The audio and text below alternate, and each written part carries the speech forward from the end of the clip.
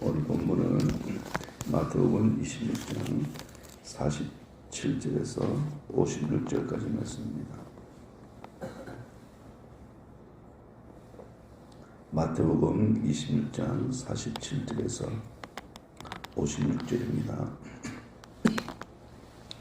말씀하실 때 열둘 중 하나인 유다가 왔는데 대상들과 백성의 장로들에게서 파손된 큰 무리가 칼과 뭉치를 가지고 그와 함께 하였더라. 예수를 파는 자가 그들에게 군노를 짜 이르되 내가 입맞추는 자가 그이니 그를 잡으라 한지라. 곧 예수께 나와 라비여 안녕하시옵니까 하고 입을 맞추니 예수께서 이르시되 친구여 네가 무엇을 하려고 왔는지 행하라 하신대. 이에 그들이 나와 예수께 손을 대어 잡는지라. 예수와 함께 있던 자 중에 하나가 손을 펴 칼을 빼어 대상의 종을 쳐 거기를 떨어뜨리니 이에 예수께서 이르시되 내 칼을 도로 칼집에 꽂으라. 칼을 가지는 자는 다 칼로 망하느니라. 너는 내가 내 아버지께 구하여 지금 12군단 더 되는 천사를 보내시게 할 수 없는 줄로 아느냐. 내가 만일 그렇게 하면 이런 일이 있으리라 한 성경이 어떻게 이루어지겠느냐 하시더라.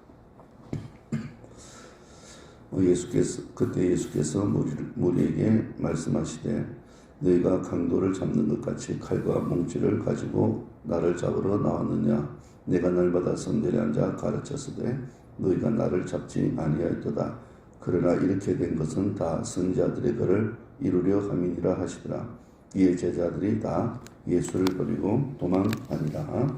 아멘.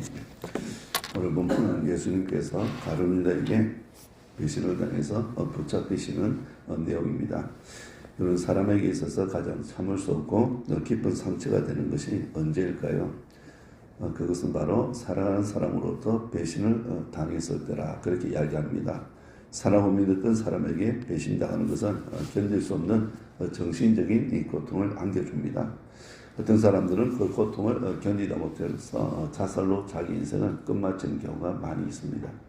지금 예수님이 마지막 십자가의 길을 가는데 이을 수 없는 것 중에 하나가 뭐냐면 바로 제자 가룟유다의 배신이라 할 수 있습니다. 왜냐하면 이 다른 제자들의 배신은 일시적인 것이라 생각할 수 있지만 이 가룟유다의 배신은 철저하게 계획된 것이었기 때문에 그렇습니다. 그래서 예수님께서 어떻게 말씀하셨어요?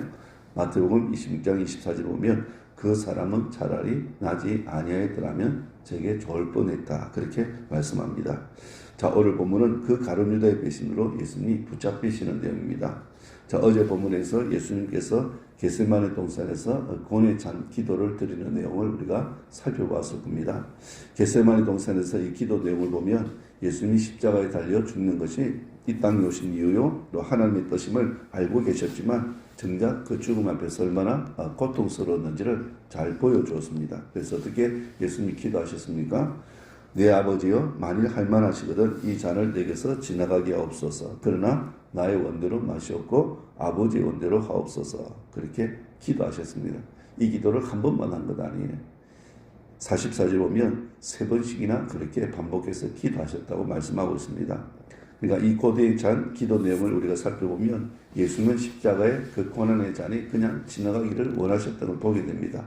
십자가의 죽음이 얼마나 고통스러운 것이었으면 인간적으로 그냥 지나가기를 원하셨을까요? 하지만 예수님은 자신의 뜻보다는 아버지의 뜻을 먼저 생각했습니다. 나의 원대로 마시옵고 아버지의 원대로 하옵소서. 그죠? 결국 예수님은 십자가에서 죽는 것이 하나님의 뜻이라는 것을 확신하셨고 또 확인하셨기 때문에 그 고통스러운 십자가를 지셨습니다. 근데 그 십자가에서 죽게 되는 그 첫 시작이 다른 사람이 아니라 가장 가까이 있었던 사랑하는 제자 가룟유다의 배신에 의해서 이루어지고 있었다는 거예요.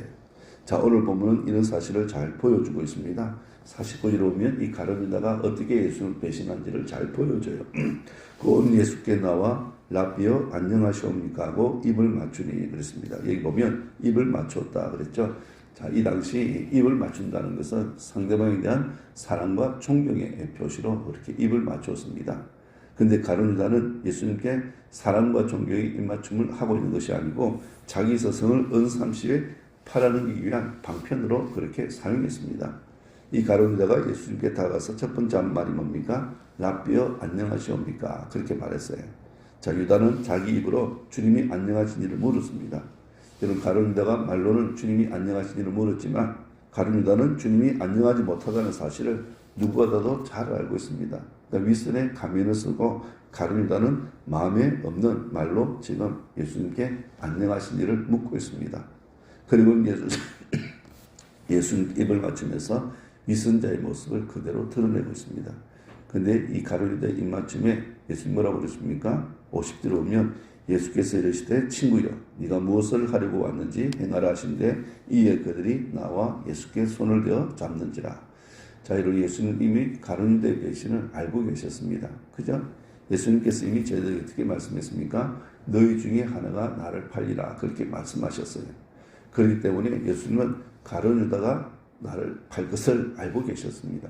그리고 가룟 유다가 주여 내니까 물었을 때 바로 너다고 그렇게까지 말씀하셨기 때문에 이 가룟 유다가 예수님을 배신할 것을 이미 알고 계셨어요. 이 가룟 유다가 예수님에게 행한 그 입맞춤이 사랑과 존경이 아니라 배신의 입맞춤이었음을 알고 있습니다. 그래서 순순히 예수님께서 이 무리들에게 붙잡히시는 걸 보게 돼요. 자, 여기서 우리는 하나님의 뜻을 담담하게 받아들이고 있는 예수님 모습을 우리가 보게 됩니다. 자, 여러분, 우리가 기도 생활에 있어서 중요한 것이 무엇이라고 생각합니까? 여러분, 하나님의 뜻을 진지하게 받아들이고자 하는 그런 자세를 알 수 있습니다. 어제 본문에서 예수님께서 어떻게 기도하셨어요? 나의 원대로 마시옵고 아버지의 원대로 되기를 원하나이다. 그렇게 기도하셨습니다. 그러니까 예수님은 그렇게 기도하신 대로 돼요. 하나님의 뜻을 담담하게 받아들이고 있는 거예요. 그래서 여러분, 기도하는 사람들의 특징이 뭐냐면 기도 생활을 꾸준히 하는 사람은요, 갑작스러운 어려움이나 또 그리고 어려움이 찾아와도 쉽게 낙심하거나 절망하지 않는다는 겁니다. 당황스러워하지 않는다는 거예요. 오히려 담담하게 맞이합니다. 왜냐하면 고통 너머에 하나님의 뜻과 승리가 있다는 걸 믿고 있기 때문에 그렇습니다. 그리고 예수님도 이 가룟 유다의 배신의 행위에 대해서 조금도 마음이 흔들리지 않습니다. 오히려 예수님은 이 가룟 유다를 위해서 친구여 네가 무엇을 행하려고 왔는지 행하라 그렇게 말씀합니다. 그러니까 예수님은 자신을 기꺼이 내어주고 계신 거예요. 자, 이런 제자들을 벌어서 자기를 방하도록 요청할 수도 있습니다. 그래도 그렇게 안 되면 천사를 동원해서라도 자기를 보호할 수 있어요. 그런데 예수님은 그렇게 하지 않습니다. 오히려 무엇을 행하려고 하는지 행하라 그렇게 말씀합니다. 그러니까 예수님은 이 가룟 유다가 행하고자 하는 그 배신 행위를 의연하게 담담하게 이렇게 받아들이고 계신 거예요. 왜냐하면 그것이 하나님의 뜻을 이루는 길이고 또 모든 인류를 죄에서 구원하는 길이었기 때문에 그렇습니다. 그러니까 겟세마네 동산에서 자신의 뜻을 내려놓는 기도를 하셨던 예수님은 실제로 자신의 뜻을 내려놓고 그렇게 실천하시고 또 하나님의 뜻을 이루어갔어요. 우리가 기도하는 대로 사는 것 참 중요합니다. 그냥 우리가 기도하는데 기도하는 대로 사는 것 중요해요. 왜냐하면 여러분 기도하는 대로 기도는 기도대로 하고 삶은 기도와 정반대로 한번 살아보세요. 그 사람은요 위선자밖에 되지 않습니다. 예수님은 하나님 앞에 기도하신 그대로 자기 뜻을 내려놓고 하나님의 뜻에 맞추었습니다. 그죠? 하나님의 뜻에 순종했습니다. 우리가 기도한 대로 100% 다 살 수는 없지만 우리가 기도한 대로 살리고 노력하는 것이 중요합니다. 그리고 오늘 본문에서 두 번째 생각해 볼 것은 베드로의 행동이에요. 자, 51절 볼까요? 예수와 함께 있던 자 중에 하나가 손을 펴 칼을 빼어 대상의 종을 쳐 그 길을 떨어뜨리니 그랬습니다. 자, 51절 보면 예수와 함께 있던 자 중에 하나라 그렇게 되어 있지만 누군지 알 수 없어요. 근데 요한복음은 이 사람이 베드로였다고 이야기합니다. 요한복음 18장 10절에 보면 이에 시몬 베드로가 칼을 가졌는데 그것을 베어 대상의 종을 쳐서 오른편 길을 베어버리니 그랬습니다. 그러니까 시몬 베드로가요 칼을 베어서 어때요? 대상의 종 길을 이렇게 베어버린 거예요. 자, 여러분 이 베드로의 행동을 보면 어떤 의미에서 보면 정의감에 불타는 행동이라고 우리가 볼 수 있습니다. 예수님이 이렇게 붙잡힐 때 아무도 나서지 않았습니다. 자기 스승이 붙잡혀도 다른 자들은 말 한마디 못하고 그냥 서 있어요. 그럴 때 이 베드로가 칼을 빼어서 대상의 종에 그렇게 길을 베어버린 거예요. 어떻게 보면 정의롭고 의협심에 불토하는 그런 행동을 할 수 있습니다. 근데 예수님은 이런 베드로의 행동에 대해서 어떻게 말씀합니까? 52절에 보면 이에 예수께서 이르시되 이 칼을 도로 칼집에 꽂으라. 칼을 가진 자는 다 칼로 망하느니라 그랬습니다. 자, 여러분, 정의롭고 의협심에 불타는 이 베드로의 행동에 대해서 예수님은 일침을 가합니다. 칼을 가진 자는 칼로 다 망하리라. 자, 우리가 지나온 역사를 살펴보면요, 칼을 쓴 나라들은 이미 다 망했다는 사실을 우리가 알아야 됩니다. 이런 폭력과 칼로 세상을 정복했던 나라를 보세요. 모두가 다 망했습니다. 이런 나폴레옹이나 히틀러나 무솔리니나 후세인 보세요. 힘과 폭력으로 총으로 칼로 그렇게 지배하려고 했던 그런 나라는 망해요. 로마 제국도 망했어요. 그죠? 공산주의도 망합니다. 이런 폭력과 칼을 가지는 자는 다 망한다는 사실을 우리가 기억합니다. 그래서 이런 칼을 휘두르는 것이 중요한 거 아닙니다. 더 중요한 게 뭡니까? 칼을 휘두르기 전에 먼저 하나님께 기도하는 게 중요해요. 이런 다윗 보세요. 전쟁하기 전에 항상 하나님 앞에 기도합니다. 하나님께 여쭈어 이르되 그래요. 하나님께 여쭈어. 블레셋 민족을 칠 때도 하나님 어떻게 해야 될까요? 하나님께 항상 묻습니다. 칼을 휘두르기 전에 그죠? 먼저 하나님 앞에 기도하는 것이 중요한 걸 다윗은 우리에게 보여줘요. 우리가 칼을 뽑을 때가 있을 때가 있습니다. 그죠? 하지만 그 일에 앞서서 선행되어야 되는 일은 먼저 하나님 앞에 기도하는 거예요. 이런 베드로 보세요. 겟세마네 동산에서 예수님께서 시험에 들지 않게 깨어 기도하라 그럴 때 베드로 보세요. 졸고 있었습니다. 그죠? 기도해야 될 때 졸고 있었어요. 근데 그 결과 어떤 행동이 뭡니까? 지극히 인간적이고 본능적인 행동이 나오는 거예요. 인간적으로 보면 굉장히 장한 일이라고 그렇게 칭찬받을 수 있습니다. 그러니까 아무도 용기도 내지 못했으니까 베드로가 칼을 빼서 예수를 보호하기 위해서 대상의 종에 키를 베어버렸으니까 어떤 면을 보면 의협심이 강하고 용기에 불타는 그런 행동을 할 수 있습니다. 하지만 예수님의 반응은 전혀 달랐다는 거예요. 칼을 가진 자는 칼로 다 망하게 된다. 그래서 그 칼을 도로 꽂으라고 말씀합니다. 왜 그렇게 말씀하셨을까요? 이런 폭력은 또 다른 폭력을 불러일으키기 때문에 그렇습니다. 이런 폭력은 또 다른 폭력을 일으켜요. 이런 하마스 보세요. 무차별하게 그렇게 많은 사람들, 1000명 가까이 되는 사람들 사살하고 죽이고 그리고 인질로 잡아가더니 어떻게 됐습니까? 지금 완전히 그의 몇 배나 그죠? 비참하게 그렇게 또다시 자기들이 당하는 걸 보게 돼요. 이런 폭력은 또 다른 폭력을 일으킵니다. 그리고 여러분 우리 그리스도인은 악을 악으로 이기는 사람이 아니고 악을 선으로 이겨야 되는 사람이기 때문에 폭력은요 안 되는 거예요. 그리고 오늘 세 번째로 우리가 생각해 볼 것은 예수님께서 순순히 체포당하신 걸 보게 됩니다. 왜 예수님께서 순순히 체포당하셨을까요? 여러분 54절 56절을 볼까요? 내가 만일 그렇게 하면 이런 일이 있으리라 한 성경이 어떻게 이루어지겠느냐 하시더라. 56절 보세요. 그러나 이렇게 된 것은 다 선지자의 글을 이루려 함이니라 하시더라. 왜 예수님께 순순히 체포되겠습니까? 성경의 예언을 이루기 위해서라. 그렇게 말씀하고 있습니다. 그러니까 예수님이 스스로 이렇게 체포되신 것은 힘이 없어서 약해서가 아니고 구약의 예언을 이루기 위함이라는 거예요. 53절에 보세요. 예수님 어떻게 말씀하세요?